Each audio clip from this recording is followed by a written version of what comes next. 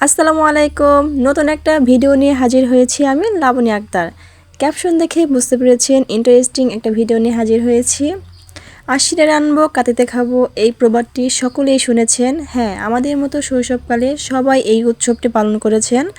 মানে কার্তিক মাসে যে একটা পিকনিকের আয়োজন করা হয়, তারই হচ্ছে ভিডিও এটা।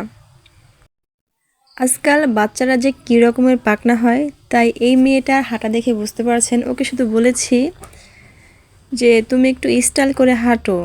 ওই তো দেখতে পাচ্ছেন ও কত সুন্দর করে হাঁটছে। আর এদিকে ওরা বাড়ি বাড়ি গিয়ে চাউল তুলছে, পেঁয়াজ রসুন যা যা লাগে যাবতীয় সব কিছু অ্যারেঞ্জ করছে। কাটাকাটি কাজ শেষ, রাত হয়ে গিয়েছে। সারাদিন অ্যারেঞ্জ করতে করতে ওদের সময় চলে গিয়েছে।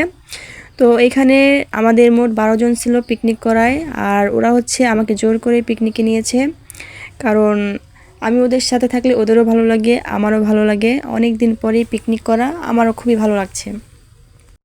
এখানে তো ওরা অনেক মজা করছে, আমারও বারবার আমাদের শৈশবকালের কথা মনে পড়ে যাচ্ছে। আমরাও কতই না আনন্দ করেছি। আহারে জীবন, কোথায় গেল সেই দিনগুলা, খুবই আফসোস করছি। তো এই যে খিচুড়িটা রান্না করে দেখছেন, এটা কিন্তু আজকে খাওয়া হবে না, এটা খাওয়া হবে হচ্ছে আগামীকাল। আগামীকাল বলতে ওরা সকালে গোসল করবে, তারপরে খাবে।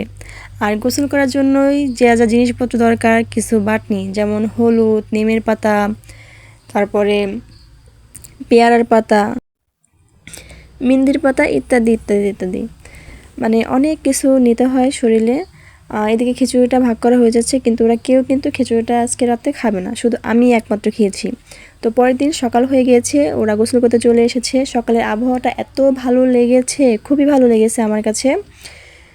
তো ওদের হচ্ছে গোসল করা প্রায় শেষ হয়ে যাচ্ছে। গোসল করার পরে আরেকটা মজার বিষয় আছে, তা হচ্ছে শাপলা। শাপলা দিয়ে হচ্ছে চুল আঁচড়াতে হয়, কারণ ছোটোবেলার আমরাও বিশ্বাস করতাম যে শাপলা দিয়ে চুল আঁচড়ালে নাকি চুলগুলো বড় হয়। যে আজকের ভিডিওটি এখানে শেষ করে দিচ্ছি। সকলে ভালো থাকবেন, সুস্থ থাকবেন এবং আমাকে সাবস্ক্রাইব করে লাইক কমেন্ট শেয়ার করে পাশে থাকবেন। ধন্যবাদ। আল্লাহ হাফেজ।